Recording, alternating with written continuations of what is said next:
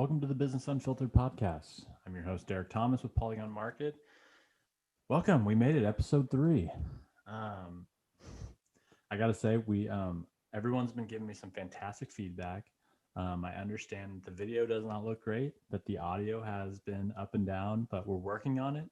Of course, I bought this microphone here for those who are watching, and the box said like super easy to use, like that was their selling point, and I hate this thing. I can't stand it. It's always popping, it's crackling.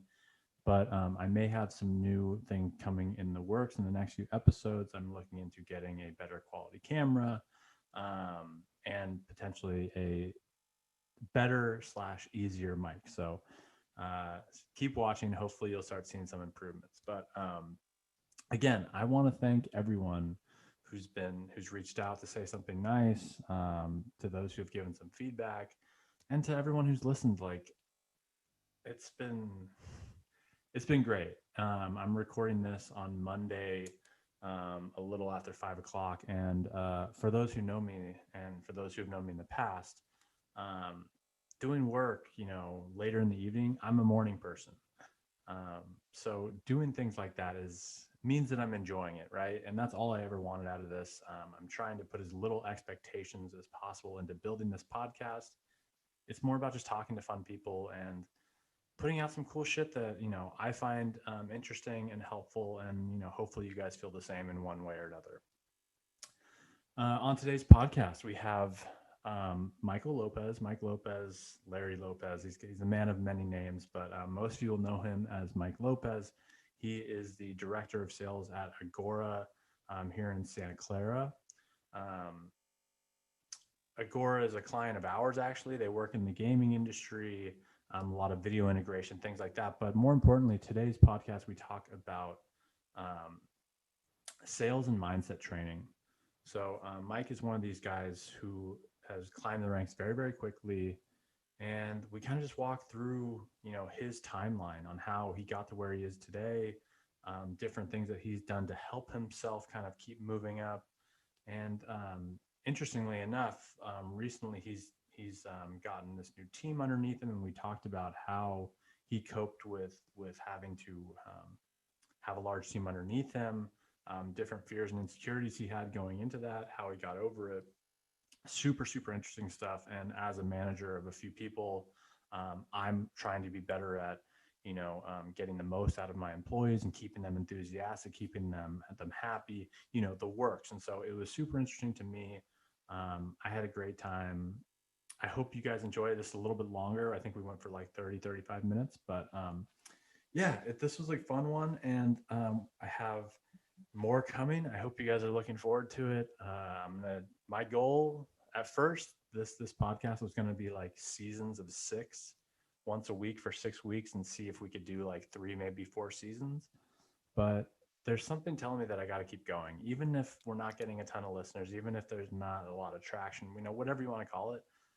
There's something telling me to like just keep going. And again, I'm doing this in the evening, which just tells you that like I'm enjoying doing it. And that's all most of us want, right? Is to like do something that we enjoy doing, that other people may, get something out of. And hopefully someday, like, maybe we could generate revenue from it. Who the hell knows? Like, but the idea is I want to try this. I'm having fun with it. I'm going to keep going. I'm going to stop rambling. Enjoy the show. Here's Mike Lopez. All right, now joining the show, we have my good friend, guy I've known a long time, Mike Lopez, the Senior Director of Sales at Agora. Thanks for coming on the show, bud. Thanks for having me, buddy. I appreciate it. Yeah, absolutely. And before we jump into all this, I want to know how's the golf game feeling? The golf game's good. I've been, as you know, seeing a coach. Mm-hmm. Started off at Cinnabar and had a great coach there, but the thing that was interesting is that they wanted me to not create my own swing, but kind of just implement their swing. So it really was tough to really grasp things. I just felt like nothing was connecting. And so right. This new coach really, hit home when the first thing he said was, okay, look, let me see you swing. I swung a few, and he said, okay. He said, this is what we're going to do based off your body type. everything. This is what you're doing wrong. And that was like mind blowing to me because here the whole time I've always been like an upper body type of guy where it's like, oh, I Yeah. use my arms, so I'm gonna get the ball out there. But really, he's taught me to quiet the hands, use more lower body, and ever since then it's kind of like everything connected. And so since then it's been really awesome to I see love just it. like the progression. I was talking with some of our buddies over the weekend because you played Seascape, right? Yeah, yeah, Over the hill, and I heard your game was on. So it's gonna be yeah, a hell man. of a. It's gonna. We got a good match lined up for this weekend, so I'm looking forward to it. I'm excited. Like I was telling I think I was telling Greg, I said, when we used to play together, you guys, all the baseball guys would be really competitive. And I'm thinking to myself, like, I'm nowhere near that level, or let alone like my game is not even at that same caliber. So like here I am thinking like, oh great, it's my turn to hit. And I would just get nervous. And then sure enough, it would go left or right or whatever it is. So but yeah, now it's like I get excited to get on the first tee. That's Oh the yeah, competitive side. I kind of kicks in where I'm like, all right, let me show you guys how to get it down the middle. Okay. exactly. So Well, and it's funny I'm because pumped. I mean, you brought up competition, and you may not be the fiercest competitor like on the golf course, but I know it's in you because you're a hell of a salesperson, and that's kind of what I wanted to talk to you today was, you know, you're at a publicly traded company. Your company's been Yep. blown up. I'm very well aware of your company. We actually do quite a bit of work with you guys, and you were the one that kind of opened that up for us. So I really do appreciate that. But I want to talk about kind of what drew you to the sales world because honestly, it's not for everybody. Yeah. It that's very true. I have to admit, first starting out, I wasn't really into the sales. You think of the sales, you think of the typical kind of car salesman, which is nothing wrong with it, but it's like you think of the pressure, right? Like, hey, you got to Right. buy this, and it's That's why you people don't want hate to do salesmen. exactly. Like, yeah, when And you're dealing with car salesmen, it's like, of course you hate salespeople, but there's those are the worst salespeople. yeah, and the thing is, once getting into, I've done a number of different sales. Now I think about it, I've done like when I was younger, it'd be like gym membership or Mm-hmm. whatever, in high school and college, it was like cell phones, like at Verizon. So like it really was kind of intros to see like different calibers of sales and how the level of professionalism increases as you start to scale, right, in Right. the business side. And then um, once all said and done, after college, I ended up working at a company that was pure marketing. I really love analytics. I like understanding how what gets people ticking, how what gets a buyer to click on a specific link, kind Right. of understanding the whole sales funnel piece. And so I really loved marketing, did that for a while, and I was going up for a marketing management role, and I felt like I, just busted my ass, did a lot of like late nights at the office, being the only one there, just feeling like, okay, I'm learning more, training, all that kind of stuff. And then I didn't get it, and then on top of it, I kind of, the person that I was going up against, super, she was talented, but I think she just had that like, she kind of won over our at the time the VP of sales, Mm. and so she was like She's her schmoozing. pretty much, and so I kind of was like, all right, I was kind of hurt by it, kind of bummed out because I felt like I really put in time and effort. Yeah. And then I had the opportunity where a buddy of mine at Adobe was like, hey, like I really think you would be really good for this sales role. I really want you on my team. You got to join. And at the time I said, no, I'm okay. Like, I'm not interested. And so I just kept trucking along. And then I think like maybe 4 or 5 months later, came back and he was like, hey, man, I'm hiring again. The team is blowing up. I'm telling you, like, I really feel like you would be really good for this role. Right. And so I was like, why not? I knew I was always going to do big corporate, but I always felt like, okay, I'm starting a startup, getting adjusted to this, learning a lot. Now it's time, I thought, okay, maybe this is the time to go to big corporate. Well, So I that went it's to big interesting that corp. you brought that up, and I'm sorry to apologize or to interrupt you, but I always remember you being kind of like not a late bloomer, but in the sales world, especially in tech. Like I think you started Adobe like when you were 26, 27, something Yeah. like that. Like it Yeah. wasn't like you weren't fresh out of college into sales role and you kind of grew up in Yeah. tech and all that kind of stuff. And I would imagine that that was quite the culture shock, kind of, especially a big company like Adobe.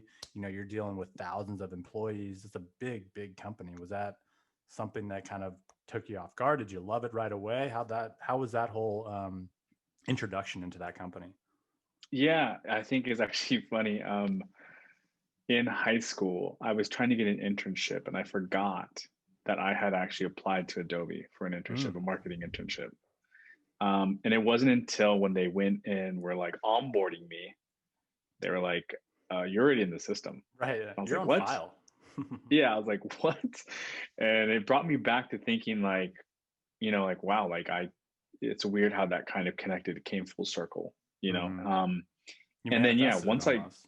exactly right, like I feel like yeah, that's I've been told my manifestation powers are pretty strong. That's what Sandra says. So, Hmm. but yeah, I got there, and it's exactly it was more than what I expected. Um, when you go through the security, you go through the whole process. There's like in a given day, like 3,000 to 5,000 people running in and out. It's just a really exactly how you would think of as corporate, right? Like you have Right. badges, you go through the whole process, and so yeah, it was definitely a shock because at the startup that I was at before, it was like maybe 10, 15 people. Like Yeah, that's what I you knew remember you everyone by their telling me. names. Right. It's like Yeah, complete so polar opposites. yeah, so when I got there, definitely felt the sales presence as soon as they were like, okay, like I'm at the 15th floor and here's your desk. There's the phone. And then Get I don't think I going. have my laptop yet. Yeah, there was, or maybe I did have my laptop or computer, but it was like, here you go. Like, Right. and Sink I'm or like, swim. okay, like, yeah. So I'm thinking to myself, like, oh, okay, like, is there a list? Is there something, So I'm like, Right. Where's my script? What are we doing here? Well, exactly. I think it So says a lot to your personality too. Is that like a lot of people that just what exactly what you just drew up? Like, here's the phone. You got to like figure this thing out. Most people would be terrified from that. You know, it's like I don't want to. I got to call people I don't know. I got to sell something that I may not believe in. I may not understand. You know, especially in tech, like half the salespeople, it's like you need an engineer to actually understand the product in its full form, right? So, I mean, I think it just speaks to who you are, being able to kind of like, okay, I see this as a challenge. I want to overcome this. What do I got to do? I'm going to put in the work. that's exactly how I took it. So um, once I was seated, there was even like battle cards, which is like, full on script to show you how we compare against other competitors, Mm-hmm. buying questions, all this stuff. And so Adobe had these kind of cubicles and they're like these soundproof rooms. So I thought, okay, I don't want to make calls in here. Like on the floor, there's like sales executives walking around, like guys who've already been there who are Oh like, yeah, who's all the this new guy? veterans. I Yeah. did So the I'm like, same thing. Like the first year, I was like, I'm gonna go over here, take this yeah, call. yeah. Yeah, I totally get it. So I went into this like soundproof room and I would never forget. I I log into Salesforce. I see the list of people I have to call. I like make the first call. Person picks up. I freak out. I just hang up. Just straight up hang up. And I'm like, oh my God, this is real. Like I got to get over this. So I'm in Oh this yeah, cubicle. It's I can barely fit. And I'm like talking to myself, like, you got to get over this. Like this is like you wanted to make the jump to a corp. You got to get used to being uncomfortable and hmm just kind of throwing it all out the way. Like just saying like, you know what, like what's the worst that can happen? They say no, right. The failure thing. It's right? like it's almost like I always enjoyed it because I was a baseball player growing up. Right. It's like you're a Hall of Famer if you fail 7 out of 10 times. Like Yeah, you're hitting 300, you're a Hall of Famer. And sales can be even worse than that sometimes. It's like you might get one person that wants to talk to you out of 100. Who knows? But you got to be able to move on to the next one, to completely forget about that last call. I mean, it's an important piece that you got to know when you're going into this world. yeah, 100%. And that was the part where I think we kind of forget that when we're growing up, a lot of times people, or our parents, I think I would say, is that they tell us you can't make mistakes, right? They'll say you make a mistake, it's like, don't do that, don't do this.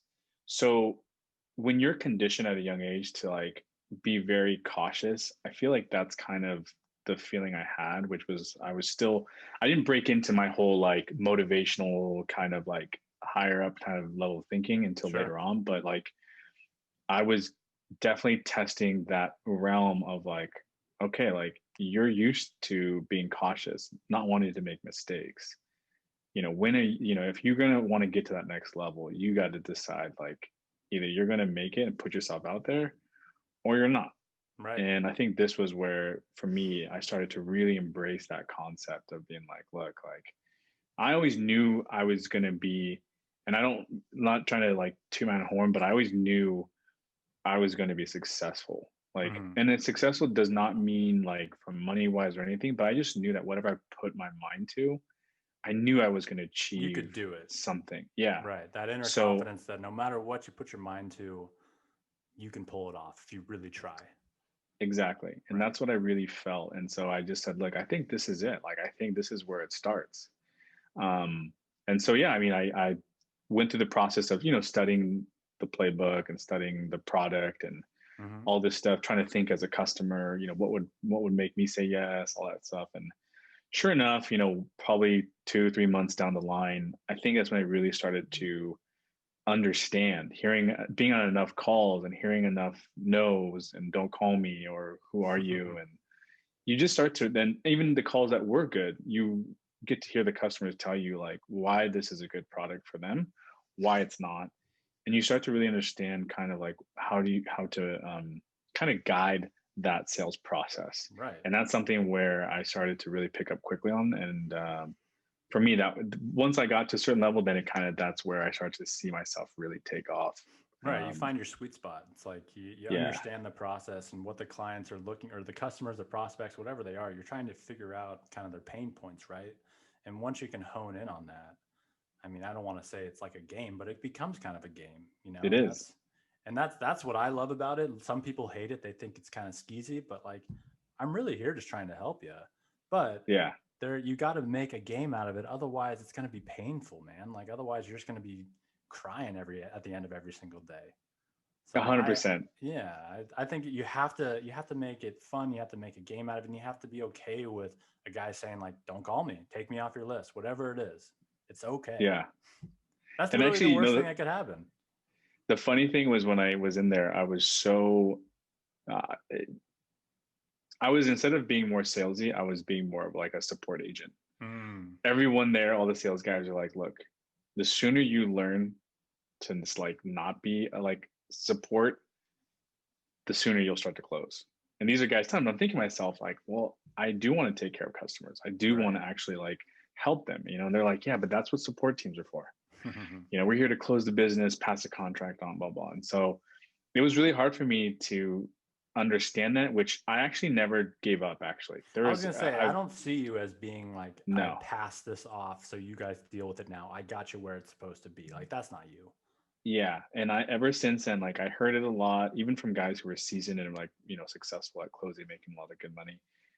I just knew that it wasn't me. So to this day, still, if I have customers on a call, even if it's like a small deal, I treat them all the same Hmm.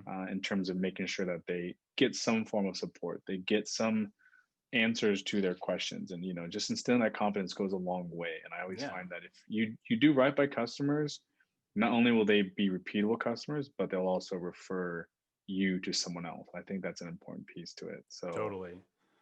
I mean, you're kind of leading me, and my next question wanted to be kind of you just answered it, but it's like you've quickly risen through the ranks, right? I mean, yeah, most people like you can be stuck at a sales rep position for years and years and years, and a lot of people can make good money. There's nothing wrong with that, but after Adobe, you went to Agora, correct? Was there something in yeah, between?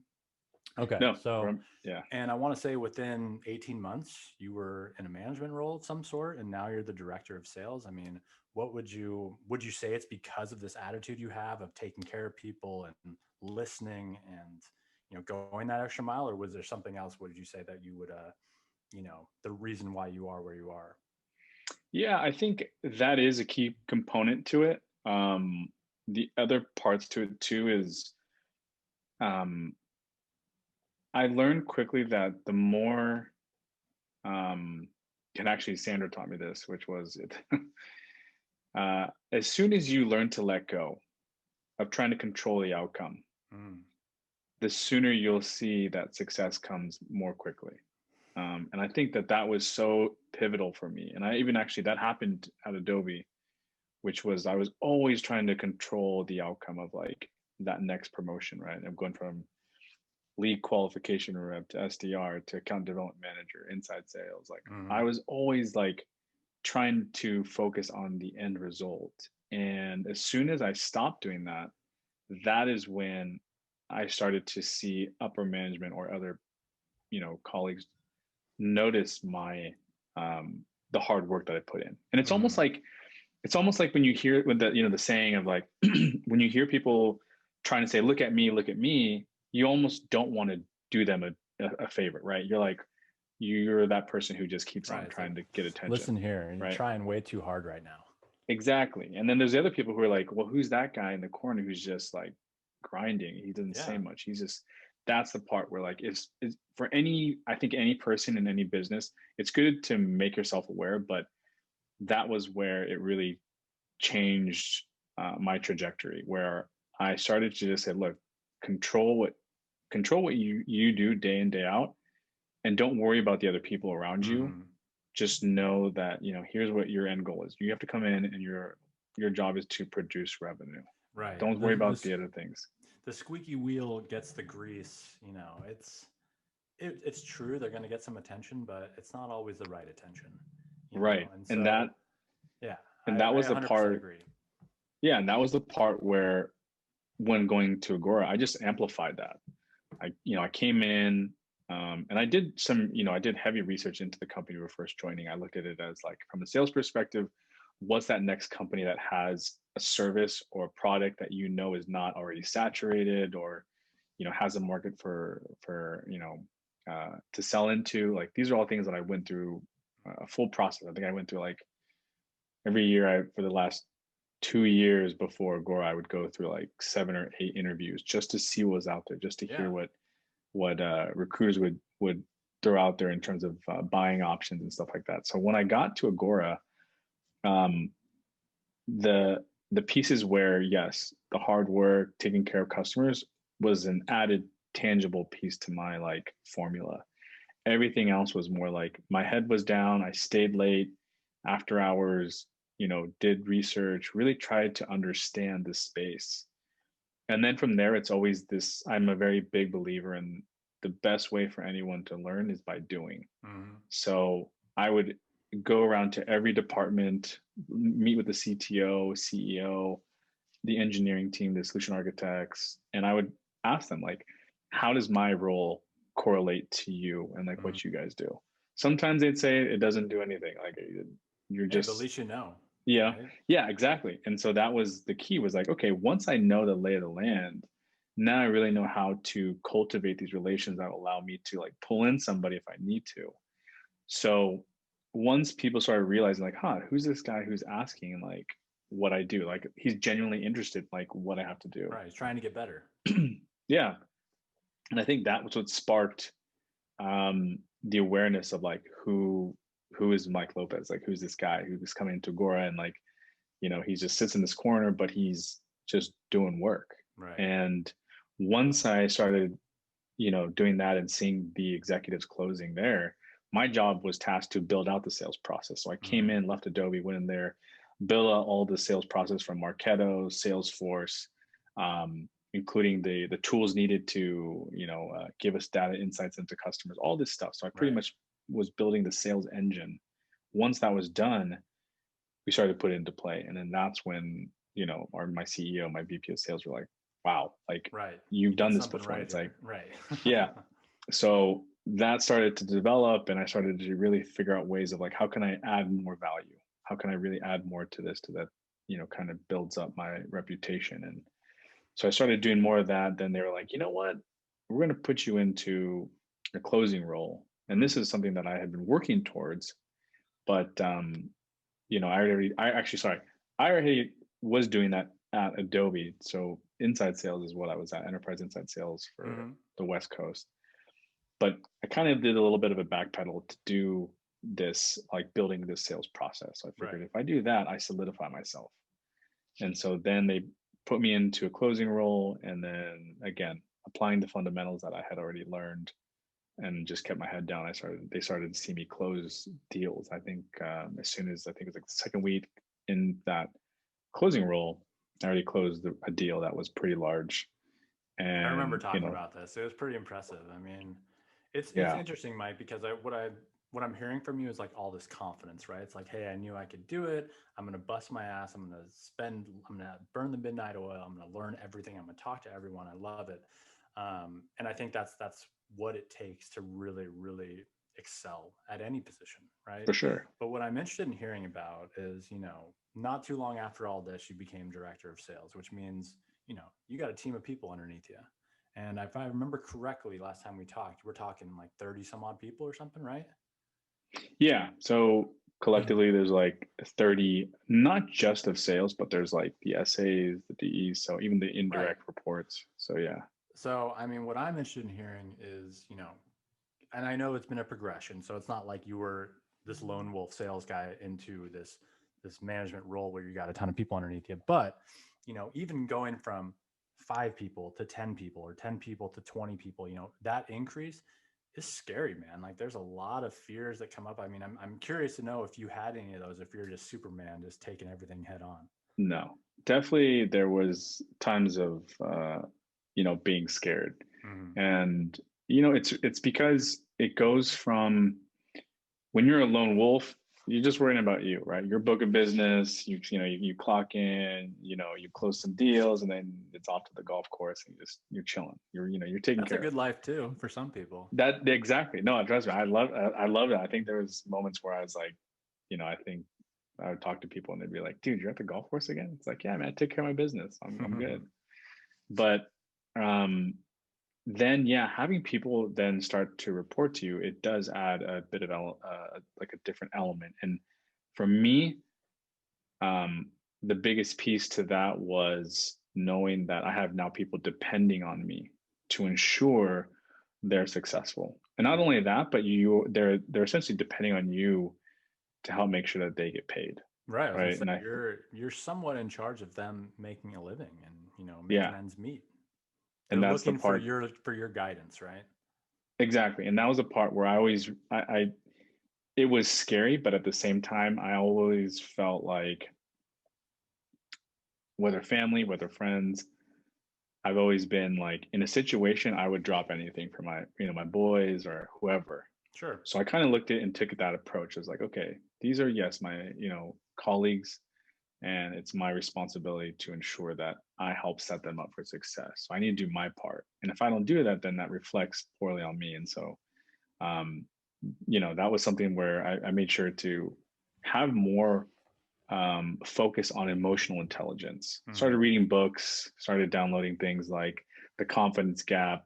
I also started reading like Chicken Soup for the Soul. Mm. I mean, there's just a lot of these different books I started reading to really kind of get a better understanding of the importance of emotional intelligence Mm. other than just being smart, right? Right. Like there's a having emotional intelligence is key when it comes to communication and kind of building those relationships. So I figured this is something an area I got to improve in. Mm-hmm. Um, and so So by the thing doing that that, sorry, Mike, go ahead. yeah, yeah, no, go ahead. I'm good. Well, I was gonna say like the thing I love about I mean we've known each other for a long time and what I've always appreciated about you is just like this level of selflessness, right? Like you could have taken that same like, hey, you got this promotion, you're gonna be leading up this big team. You could be going like, all right, I gotta train these people up so I look good, right? So I make more, I make a bonus or whatever it is. But you're like, Yeah, you did the exact opposite. You're like, you know what? Like these people are relying on me. I'm in this role for a reason. I'm supposed to help these people succeed. And if I do my job, like it's only going to make me look better. But like you didn't say anything about that. And that's what I love about you is that like there's this level of confidence. And you talk about having some fears and insecurities and things like that. But like you're always just like, I want to help these people succeed. That's what we all are looking for. And it's going to better the company. It's going to better me. It's going to better everyone involved. And I just respect that about you. I think it's really interesting. yeah, I appreciate that, man. I think you have to go through those experiences, and I'm sure I know we've shared these stories together where like you had a boss or someone who just didn't appreciate you or Sure. kind of just like always was grinding on you or micromanaging. And I appreciate those moments because those moments are what help you kind of assess the type of person you want to be, right? So I'm a big advocate on like there's always something to be learned from everybody. Mm. And I'm also a big advocate on like learn to fail as much as you can. And don't I'm be not saying afraid like, to fail either. Yeah. yeah, and I'm not saying like go out and do something bad and like, you know, mess up or something, but I'm just saying like, In a professional setting. yeah, in a professional setting, assess the situation and say, okay, look, I'm about to make a decision because I think this is the right decision for the business. Right. And And if be it's okay, wrong, like, like whatever, yeah, at least you went for it. exactly. And that's the Right. thing is like when you do that and then you find that, you know what, it wasn't the right decision. Okay, it wasn't the right decision, but now you know going forward not to make that. And then also two, the guys that are coming up behind you now have a reason to ask you for advice, right? You can tell them, hey, look, I made this mistake and this is something that, you know, you can avoid. Right. So I'm really focused on trying to, when the opportunity arises to, you know, not necessarily fail, but like make a decision that you may not know what the outcome is. Mm-hmm. You know, I kind of get excited for that because I'm like, you know Totally. what, this is something new I haven't gone through, but I'm excited. Whether Right. either way, good or bad, it's going to be, you know, I'm going to learn something from it. Well, I think so. I could talk to you for hours and hours and I hours about know, all this stuff. Like, and we've done it before. There's many nights of us just having a glass of wine, talking about all this stuff. But love it. I want to keep these things relatively short. So if we wanted to like sum this thing up, if you were talking to, say, freshly graduated kids looking to get into the tech world, maybe they want to move to Silicon Valley, or if they're from here and they're looking to kind of get into the sales world, whether it's inside, whatever that motive is, what would you recommend to them? We're talking about being okay with failure, different books that help you with emotional intelligence. Like, what would you say to these people if you could sum it up in like one paragraph? I mean, there's so much, but essentially, Mm-hmm. you know, do your That's the challenge. research. Yeah, do your research. Um, do your research in the companies that you feel or in products that you like, right? The things that you like to do, things that you're passionate about, whatever. Mm, Um, and then on top of that, if you're looking to get into, let's say, moving or getting into sales and or anything, you know, use your network. I think that's another key thing is like you're the master of this building too. exactly. When you build a network that's massive, I mean, you can really reach out to anybody and they're only a few connections away from someone that they can put you in contact with. Right. And be So accountable though, right? Like the last thing you yeah, want is for your phone to ring. They look at it and they're like, that's this fucking guy. You want yeah, it to be like, hey, it's Mike. I can count on this guy. He must be wanting something good right now. exactly. So, Right. you know, working your network, connecting with those people first. If not, then connect with the recruiter. The recruiters that are out there, there's some great firms out there. I know I did this before using my network. So, but good recruiters can actually help set you up and they understand that if you're a newbie, they'll know exactly where to put you in, what companies are looking for, you know, new SDRs or someone Mm-hmm. like that can kind of entry level. And then from there, you really need to self-assess. If you haven't been in a sales role, self-assess yourself and knowing like, do I have certain tangibles that'll make me successful, which is resiliency, being motivated, being Self motivated. persistent. Right. Yeah. And then also being, not, I wouldn't say, I was going to say like not being reactive, but more so being proactive, Right. having to be proactive.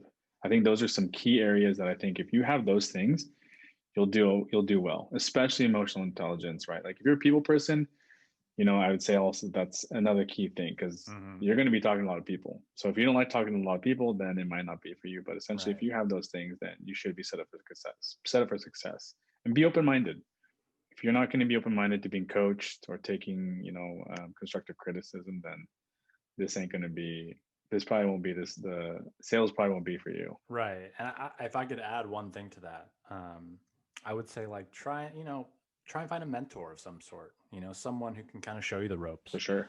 and someone who can tell you that everything's going to be okay when you get that bad call, or if one thing goes wrong, it's like, hey, plenty of fish in the sea, plenty of abundance out there. We've talked about that a lot.